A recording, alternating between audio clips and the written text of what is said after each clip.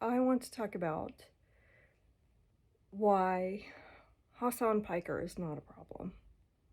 For people my age, he might be somebody that you've never heard of, probably. But he's a Twitch streamer. He streams, I don't know, 8, 10, 12 hours a day, 6 or 7 days a week on geopolitics. And he's a leftist, and he sometimes says things, off the cuff, unbridled. And some people take offense to it. And it's because, the people who like to call leftists snowflakes are the actual snowflakes. Like, the people on the right and the people in the center are the people that actually cannot handle nuance or takes that are difficult, but true, gritty, and realistic. And so I just want to put myself out there as one of the people of a certain demographic that is over 50 who love Hasan Piker. He's correct. 90% of the time, if not 99% of the time, he's correct. He's from Turkey, and therefore he has something of a broader perspective than most of us dumb Americans, and I will cop to being pretty dumb. But politics is something that even those of us in the health and wellness sector need to take on to at least some degree. I think it was George Carlin, the comedian, who said, if you don't do politics, politics will do you. So yeah, we need to know and understand what's happening in the world, and we need to understand it not in like sound bites and talking points, and especially if you're on mainstream media, you need to broaden out and hear more perspectives from the international community. Anyway, as a registered Democrat, even though I consider myself more green, I love Hasan. I love Hasan. Nobody's always right, but his takes are pretty good. And, this whole thing that's come crashing down on him, this cancel culture, is just freaking nonsense. So, heart, Hasan. You having a good walk? Look at her. She's so happy.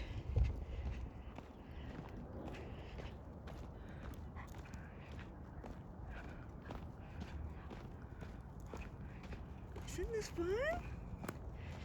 Here we are up on the canal, and I'm taking my neighbor Kennedy for her walk. It's really good for me because it motivates me to get out and up. I walk a fair amount, but I've been kind of on bed rot, so I offered my neighbor to take her little baby Kennedy for walks, because my neighbor has joint problems with her knees. So it's good for both of us. And this is the sweetest little dog. She's so sweet. Kennedy, come here. Kennedy, say hi. Say hi.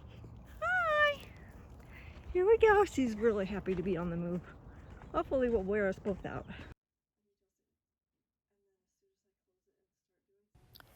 My latest enterprise, I suppose, or project or goal is to get myself to a place where I can ride this stationary bike for 20 minutes without stopping. Some of you may be familiar, if you've been with me from the beginning, with some of my long COVID symptoms and grievances. But there's something called post-exertional malaise. And so on days when you feel good, you will tend to overexert yourself, or you'll jump in and just, begin to exercise and do what you normally could do or what you think you should be able to do. And then a day or so later, you feel really horrible again, and all of the horrible symptoms, the head fog, the vertigo, the nausea, the sweating, the shivers, what are they called, chills, and the joint pain will be back, and just feeling like you can't even get out of bed and walk across the room. So I noticed that happening when I first started to recover from my second COVID a couple of years ago. And I know I don't want to sound like a hypochondriac, but this is something that I live with, and a lot of people live with, and this is sort of a health channel. So anyway, so I have myself on a program now of extremely small increments of increase in what I'm asking of myself in terms of cardiovascular function. So I started with 3 minutes on the bike, and I did that for a few days, and then I went to 5 for a few days, then 6 for a couple of days, 8 for a few days, 10 for a few days, and now I'm at 12.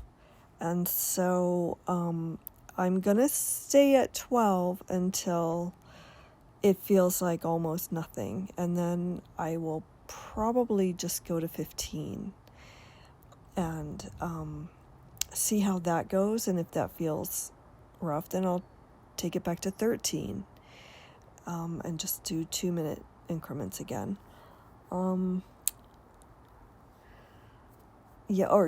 14. And then just go from there. And maybe that's just what I should do. Maybe I should just keep with my 2 minutes. But anyway, so far so good. It seems to, I'm not having big, relapses. Most of the time I feel pretty darn good. And I know that some of you, if you've been with me from the beginning, can probably even hear it in my voice. I can tell when people aren't recovered from their cold or COVID. And that's how I sounded for a good long time at first. And it's really the reason I started this channel.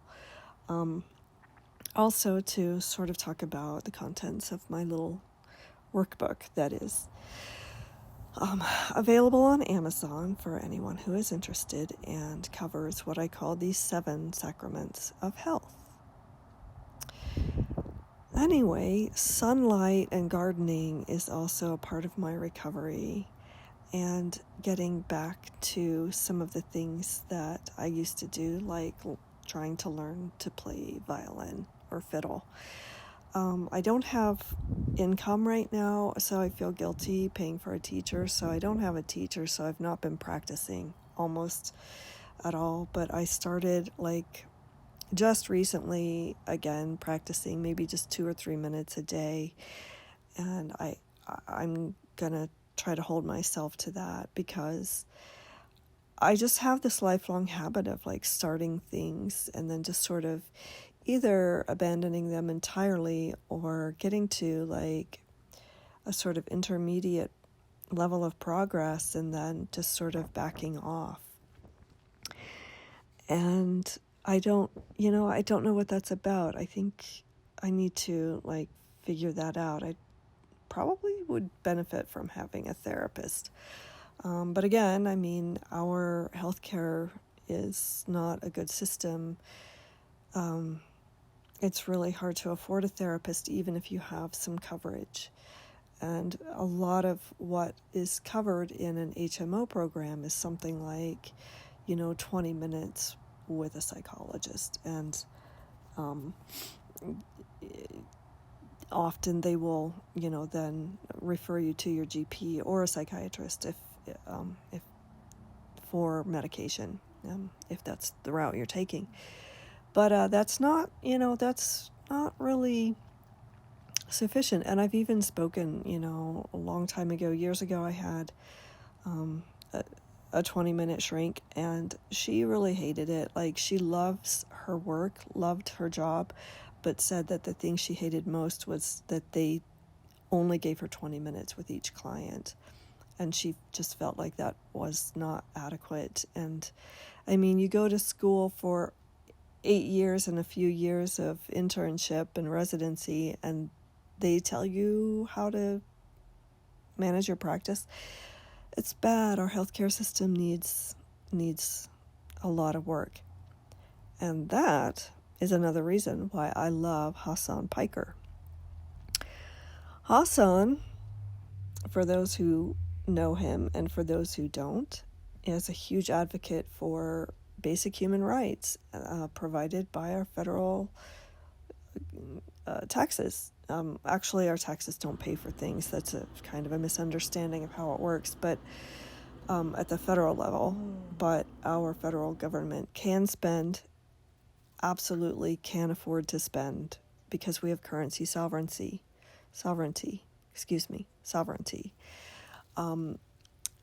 And instead of spending on our bloated military budget for these forever endless and illegal wars, we should be spending on goods and services for us, the people at home. Amen.